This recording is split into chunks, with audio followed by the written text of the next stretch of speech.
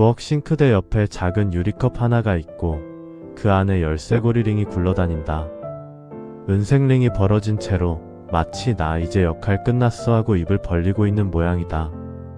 아침마다 나는 그 링을 집어들고 엄지로 꾹 눌러보는데 다시 예쁘게 원이 되다가도 금세 틈이 벌어진다. 혼자 사는 집에선 이런 고장난 것들이 괜히 나를 닮아 보인다. 고치면 될 것 같은데 막상 공구함을 꺼내면 귀찮고 새로 사자니 괜히 돈이 아깝고 결국 유리컵에 넣고 언젠가라는 서랍에 넣어둔다. 58살 김정우. 새벽엔 택배 상하차 알바를 하고 낮엔 동네 인쇄소에서 재단 일을 돕는다. 점심은 편의점 삼각김밥을 전자레인지에 너무 오래 돌려서 김이 다 말라버리게 먹는 날이 많고 저녁엔 된장찌개 한 냄비를 끓여놓고 사흘을 버틴다. 카톡은 단체방 알림만 울리고 내가 먼저 누군가에게 전화를 걸면 무슨 일이야? 라는 말이 먼저 돌아온다. 그래서 나는 오늘도 그 벌어진 링을 만지작거리며 내 하루에 아직 연결될 자리가 남아있나 혼자 확인한다. 이혼은 6년 전이었다. 사람들은 꼭 이유를 하나로 압축하려고 하지만 내 결혼은 얇은 종이를 여러 번 접다가 결국 찢어진 모양이었다.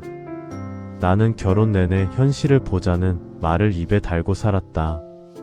아내는 당신은 현실만 보고 마음을 놓친다고 했다. 결혼 초엔 그 말이 서로를 보완하는 줄 알았다. 그런데 내 현실은 점점 표가 되고 숫자가 되고 일정이 됐고 아내의 마음은 점점 말수가 됐다. 결정타는 아내가 중년 우울로 상담을 받기 시작했을 때였다. 나는 병원비 영수증부터 챙겼고 약 부작용을 검색하며 해결책을 찾는다고 애썼다. 그런데 아내는 내 손이 아니라 내 마음을 잡아달라고 했던 거였다. 어느 날 상담센터 앞에서 아내가 오늘은 그냥 같이 걸어줄래? 라고 했는데 나는 나 오늘 야간 배송 나가야 해라고 답했다. 그날 밤 아내는 거실에서 조용히 짐을 싸고 있었다. 울고불고가 아니라 내가 더 겁났던 건 그 조용함이었다. 서류로 마무리하고 나서도 우리는 서로를 욕하지 않았다. 다만 나는 그때 처음 알았다. 무너지기 직전에 집은 소리가 없다. 혼자 살면서 제일 웃긴 건 내가 갑자기 민원 장인이 됐다는 사실이다. 전기요금이 왜 이렇게 나왔는지, 휴대폰 요금제가 왜 바뀌었는지, 자동이체가 왜 빠졌는지 매번 통화 대기음을 들으며 내 인내심을 테스트한다. 택배 상하차를 하다 보면 손목이 욱신거리는데 병원 가면 의사가 무리하지 마세요 라고 말한다. 그 말을 들을 때마다 나는 속으로 그럼 누가 내 월세를 내주나요? 라고 대답한다. 또 하나 혼자 사는 남자의 소소한 비극은 뚜껑이다. 참기름병 뚜껑, 잼병 뚜껑, 심지어 비타민통 뚜껑까지. 한번 안 열리면 자존심이 상해서 온갖 도구를 동원하다가 결국 수건으로 감고 이를 악물고 돌린다. 그러다 뚜껑이 퍽 하고 열리면 승리감보다 먼저 튀어나오는 건 아야 하는 손목 통증이다. 그런 내 생활에서 가장 자주 보는 물건이 바로 그 벌어진 열쇠고리 링이다. 차키, 집키, 창고 자물쇠 키를 한 번에 묶어놓고 다니던 건데 어느 날 뚝 벌어져 키가 바닥에 떨어졌다. 나는 그때부터 링을 유리컵에 넣고 키들은 따로따로 주머니에 넣고 다닌다. 연결이 끊기면 생각보다 불편해진다. 그녀를 만난 건 운전면허 갱신 때문에 갔던 고령 운전자 교통안전교육 자리였다. 나는 아직 고령은 아니지만 50대 후반이 되니 회사에서 미리 교육 받아두면 할인도 되고 갱신도 편해요 라며 안내문을 줬다. 솔직히 말하면 내가 교육을 신청한 이유는 할인보다도 혹시 내가 운전이 위험해진 건 아닐까 하는 불안 때문이었다. 그날 교육장은 구청 건물 옆 센터였고 입구부터 모바일 예약 확인이란 글씨가 나를 압박했다. 나는 QR을 찾느라 화면을 확대했다 줄였다 하다가 뒤에서 누군가가 아저씨, 화면 너무 키우면 오히려 못 찾아요 라고 말했다.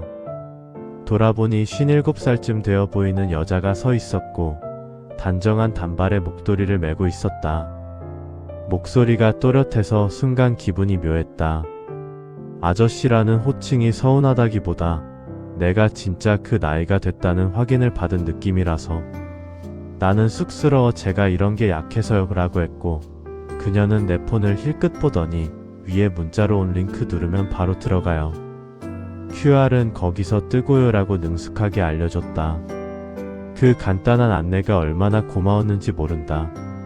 교육이 시작되기 전 우리는 나란히 앉아 안전벨트 착용 영상과 사고 사례를 보며 고개를 끄덕였고, 쉬는 시간에 그녀가 내 손목에 붙은 파스를 보고 상하차 하세요? 라고 물었다. 나는 놀라서 어떻게 아셨어요? 라고 했고, 그녀는 웃으며 저도 예전에 물류 쪽 잠깐 했거든요. 파스 위치가 딱이에요 라고 했다. 그렇게 우리는 서로의 생활을 너무 빨리 들켜버렸다. 그녀 이름은 이선영, 56세. 재취업 교육을 받으며 동네 마트 계산대 파트타임을 하고 주말엔 어머니 댁을 드나든다고 했다. 나와 마찬가지로 이혼한 지 5년. 이유는 또 달랐지만 결이 비슷했다. 서로 바쁘다는 말로 미뤘는데 미루다 보니 사이가 사라지더라고요. 그녀가 그렇게 말했을 때 나는 괜히 고개만 끄덕였다. 교육 마지막에 간이 인지검사 비슷한 걸 했는데 화면에 숫자가 뜨고 순서를 맞추는 게임 같은 거였다. 내가 긴장해서 숫자 7을 1로 잘못 눌렀더니 옆에서 선영씨가 참다 못해 웃음을 터뜨렸다. 정우씨, 7은 그렇게 소심하지 않아요. 그 말에 나도 웃었고 그 웃음이 이상하게 배까지 내려가 오래 남았다. 이후로 우리는 교육 후속 프로그램 안내 문자를 같이 받았고 시뮬레이터 체험 예약을 해야 했다. 문제는 예약이 전부 앱과 웹으로만 된다는 거였다. 나는 또 화면을 키우다가 길을 잃었고, 선영씨도 이 사이트는 왜 뒤로 가기 누르면 처음으로 튕기죠? 라며 짜증을 냈다. 우리는 결국 센터 로비의 안내 데스크에서 직원에게 저희가 아주 바보는 아닌데 시스템이 너무 똑똑한 것 같아요 라고 투덜댔고 직원이 웃으며 도와줬다.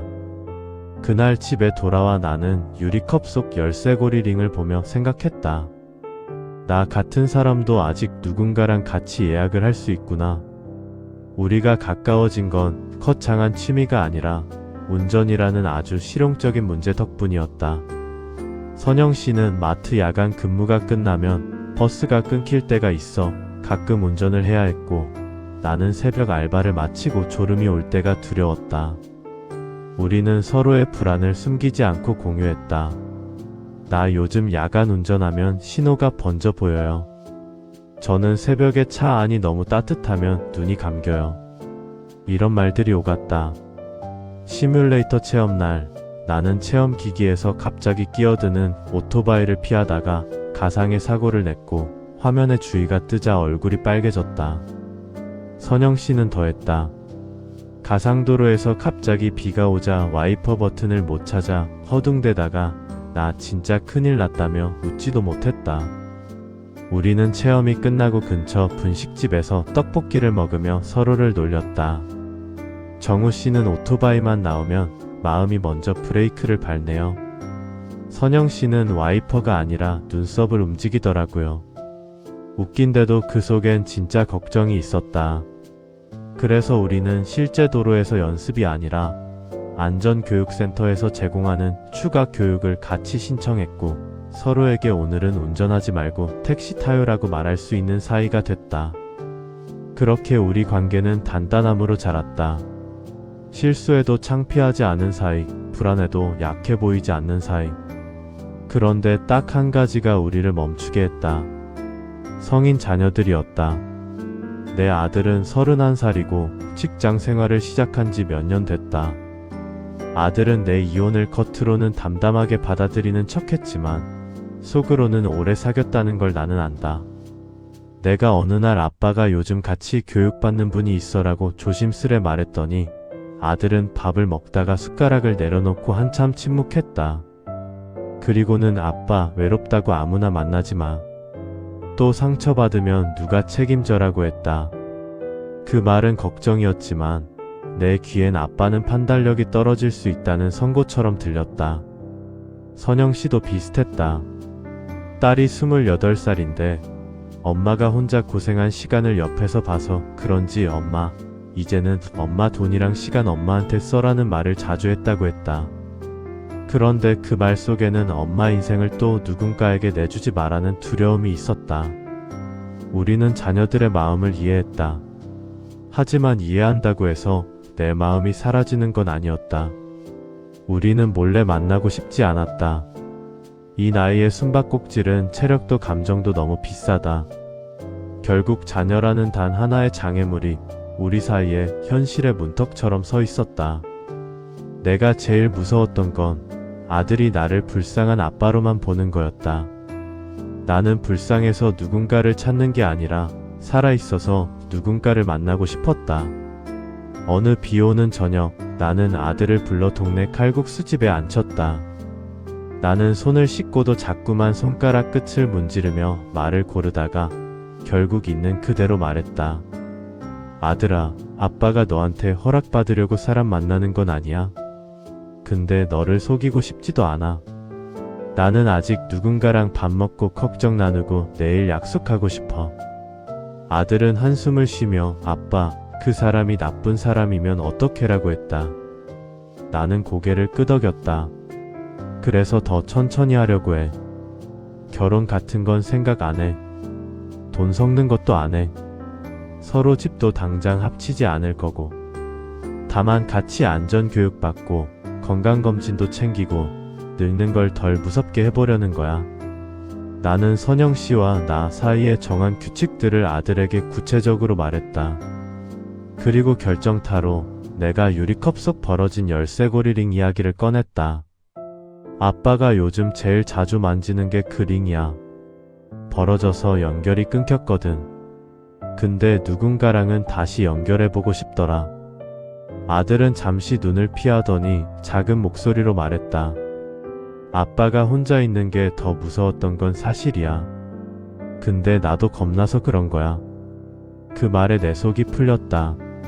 선영 씨도 며칠 뒤 딸과 비슷한 대화를 했다고 했다. 우리 결론은 단순했다. 자녀들을 설득하는 게 아니라 불안을 줄이는 방식으로 우리를 증명하자.